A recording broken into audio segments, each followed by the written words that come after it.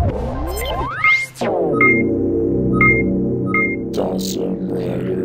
YouTube, Dawson Rider here with a Digimon Fusion Mini Figures review.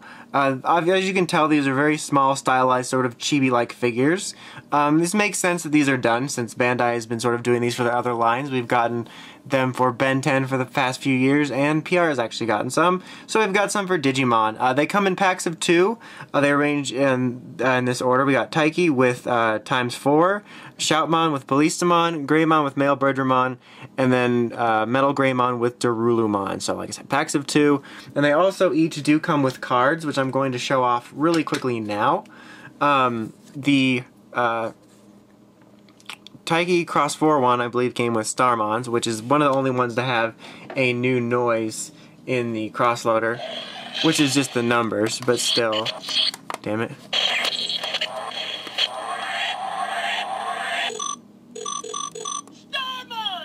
Starmons, and then you can obviously combine it with Balistamon and Dorulumon to do the X4 noises.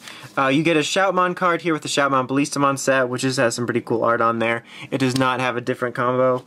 Then you get the Greymon one with the Metalgreymon, or the Greymon MailBirdramon set, excuse me, which just has a different little art on there, no different code. But you do get a Metalgreymon card in the Metalgreymon Dorulumon set, and using this code, you can actually unlock its code. Wow, that's the Bagra Army apparently. They've come to attack us in a kamikaze way. Metalgreymon! There we go. So you can unlock the Metalgreymon sound without doing the Digimon Fusion steps. So that's pretty much about it for the cards. So taking a look at the figures now, let's go ahead and start with the first 2. We've got Kudo Taiki, or Mikey, from Digimon Fusion. He's looking pretty adorable. I'm actually really glad to have this figure because Taiki / Mikey is like one of my favorites, so I'm glad to have a figure of him. And he's pretty much just an adorable chibi figure. These are all pretty nicely detailed, I have to say, and I like the style they have him in. And they actually do have some articulation. His arms can actually, it's possible to move them all the way around. They kind of almost come off. But that's all that happens, and then his head, obviously. But that's it. But it's still neat that he actually has articulation. You've got ×4 here. You can tell it's ×4 because of the sword. He actually looks really cool.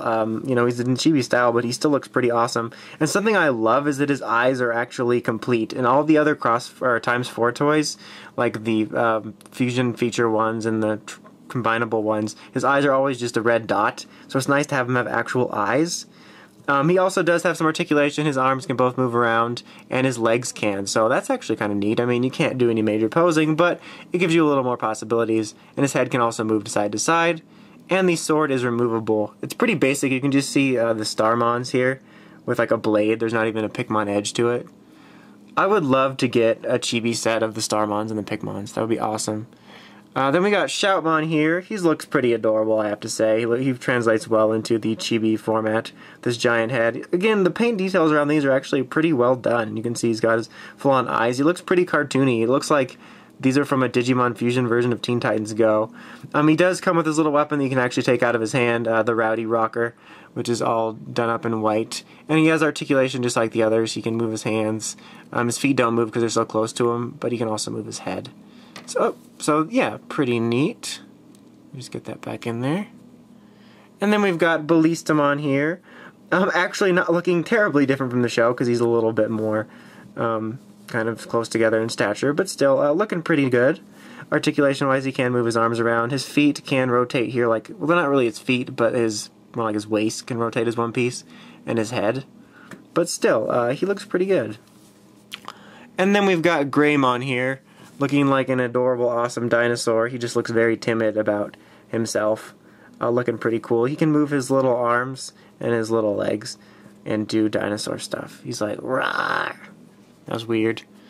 And then we got MailBirdramon, which honestly is kind of in a weird pose. He's kind of leaning back like he's looking around a corner like, say what? And he has a tendency to fall over. He really doesn't have as much articulation. His legs can move and you can move his head around. So he looks a little more normal, but like when he's in the box, he's like in a really weird pose, and he kind of leans back funny. So there's that. And then we have Metalgreymon, who looks pretty awesome, and also confirmed the fact that this arm goes into this metal arm, which I completely forgot about during my transformable ones review, probably because I haven't seen this combo in so long, but he looks really neat. He can move his head a little bit, so you can have him looking straight at you. You can move his arms around and his legs. So he's pretty cool. I really dig him. And then we've got, last but certainly not least, Dorulumon over here, who looks like he got the most kiddie-ish, which isn't a bad thing, but just because Dorulumon is probably one of the more serious ones. I suppose Greymon is, but just he looks so cubbish. Like, he looks like he's Dorulumon's young son. And he can move his legs around, as you just saw when I was moving it here. Both versions. I don't know how much you can do with that. I guess you can get him in those type of poses, but not a whole lot there.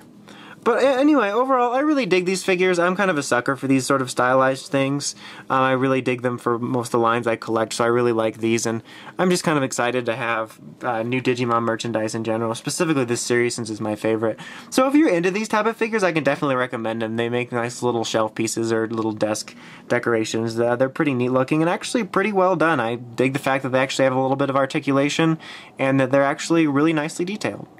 But so yeah, that about wraps it up. Until next time, make sure you check out the Crazy Podcast at WritersRangeRambles.com. Until next time, it's Awesome Writer, signing out.